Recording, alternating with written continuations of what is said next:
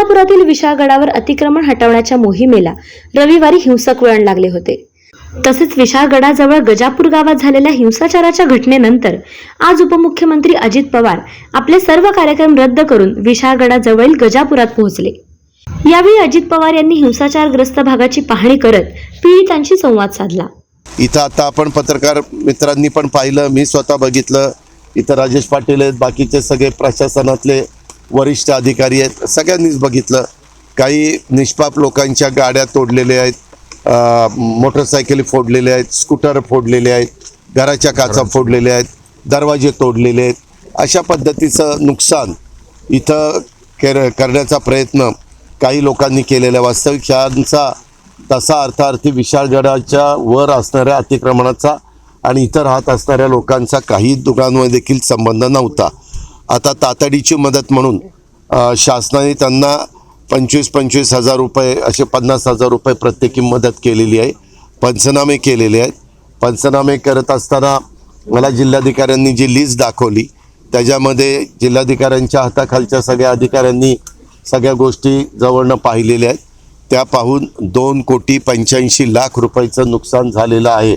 घराचं, गाड्यांचं, स्कूटरचं, टू व्हीलरचं वगैरे वगैरे अशा पद्धतीनं त्यांनी काढलेलं आहे। तो प्रस्ताव जिल्हाधिकाऱ्यांच्या मार्फत विभागीय आयुक्तालयामध्ये पुण्याला गेलेला आहे आणि तो तिथून मुंबईला जाईल। वास्तविक ह्या लोकांचा तसा काहीच संबंध नव्हता आणि आपण शेवटी शिवशाहू फुले आंबेडकरांच्या महाराष्ट्रामध्ये राहतो। ह्या महाराष्ट्राने नेहमीच सर्व जाती धर्माला बरोबर घेऊन जाण्याचं काम छत्रपती शिवाजी महाराजांच्याही काळामध्ये झालं आणि त्याच्यानंतरच्या काळामध्ये देखील तशाच पद्धतीचा प्रयत्न हा झालेला आहे। हे जे घडलं आहे ते थोडंसं वेगळ्या प्रकारचं घडलं। कुणीही काम करत असताना निष्पाप लोकांच्यावर असा त्रास त्यांना होणार नाही ही खबरदारी सगळ्यांनी घ्यायची असते। त्याच्याबद्दल संपूर्ण इत्थंभूत व्हिडिओ वगैरे पोलिसांनी काढलेले आहेत। कोण त्याच्यामध्ये काय करतंय, कोण कायदा हातामध्ये घेण्याचा प्रयत्न करतंय, अशा सगळ्या गोष्टी आहेत।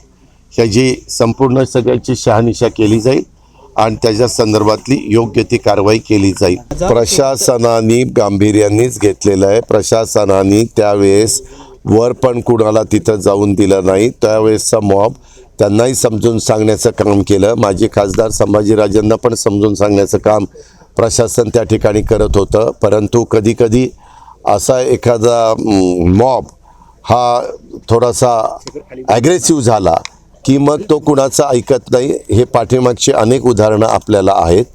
त्याच्याबद्दल दुमत असायचं कुणाचंच कारण नाही आणि शासन कुणालाही कायदा हातामध्ये घेऊन देणार नाही। कायद्याच्या नियमाच्या चौकटीमध्ये राहून त्याच्यातनं पुढची वाटचाल केली जाईल।